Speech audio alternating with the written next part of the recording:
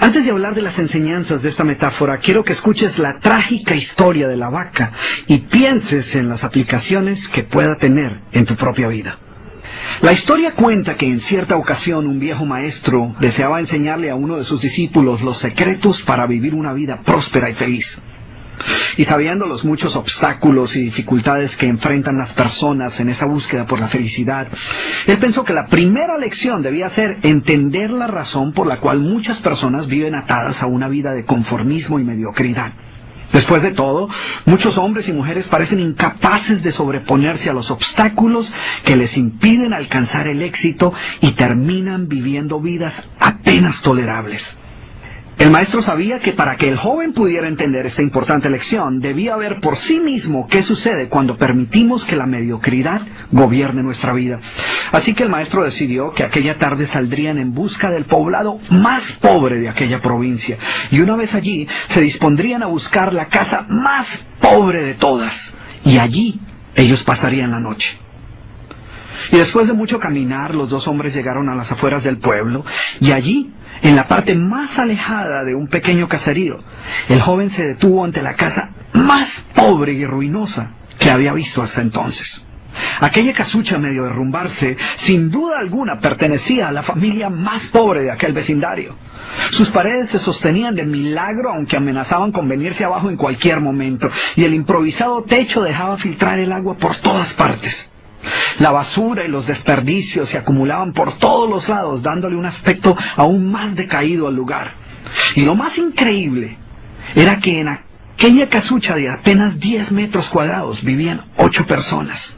Sus miradas tristes y sus cabezas bajas y sus ropas sucias y viejas eran señal de que la pobreza no solo se había apoderado de sus cuerpos, sino que también había encontrado albergue en su interior. Sin embargo, en medio de este estado de penuria y pobreza total, la familia contaba con una posesión sorprendente bajo tales circunstancias. Eran dueños de una vaca. Y aunque el animal no era gran cosa, como era su única posesión, no era de extrañar que la vida de aquella familia girara en torno al animal. Hay que darle de comer a la vaca, asegúrese que la vaca ha bebido suficiente agua, vaya y amarre la vaca, es hora de ordeñar la vaca. En fin, la vaca jugaba un papel de gran prominencia en la vida diaria de aquella familia, a pesar que la escasa leche que producía a duras penas era suficiente alimento para sobrevivir. No obstante, la vaca parecía servir un propósito mucho mayor. Era lo único que los separaba de la miseria total. Y en un lugar donde el infortunio y la escasez eran el pan de cada día, su vaca los hacía sentir que no estaban tan mal, porque sus vecinos eran igual de pobres, pero ellos no tenían vaca. Así que ellos pensaban, no podemos quejarnos, porque después de todo tenemos nuestra vaca. Y allí, en medio de la suciedad y el desorden, el maestro y su discípulo pasaron la noche. Al día siguiente, muy temprano, asegurándose de que no fueran a despertar a nadie, los dos viajeros se dispusieron a continuar su camino. El joven no estaba seguro de haber aprendido la lección que su maestro había querido enseñarle. Sin embargo, antes de emprender la marcha, el anciano maestro le dijo en voz baja: «Es hora de que aprendas la lección que vinimos a aprender».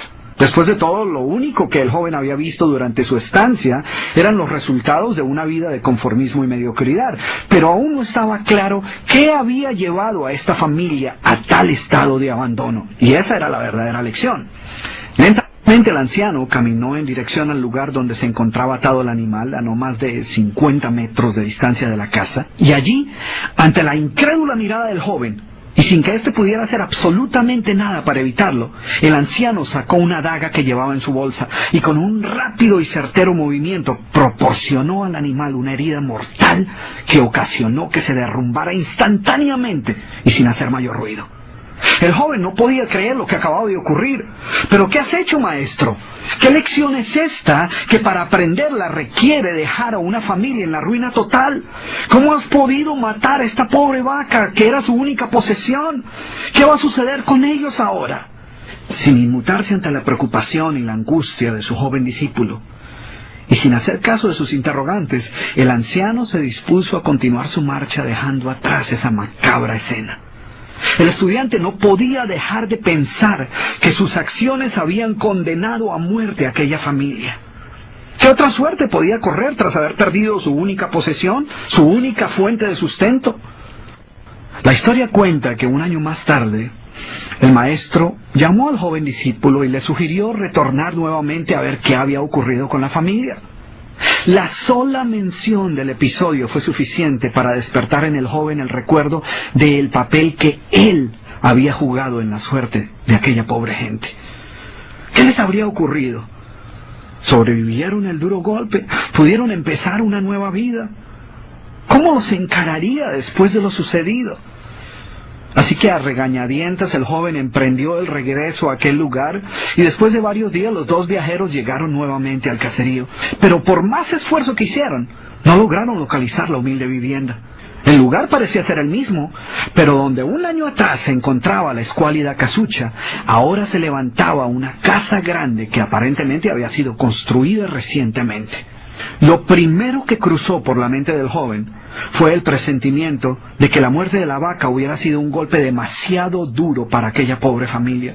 A lo mejor se habían visto obligados a abandonar aquel lugar y una nueva familia con mayores posesiones se había adueñado del lugar y había construido una mejor vivienda.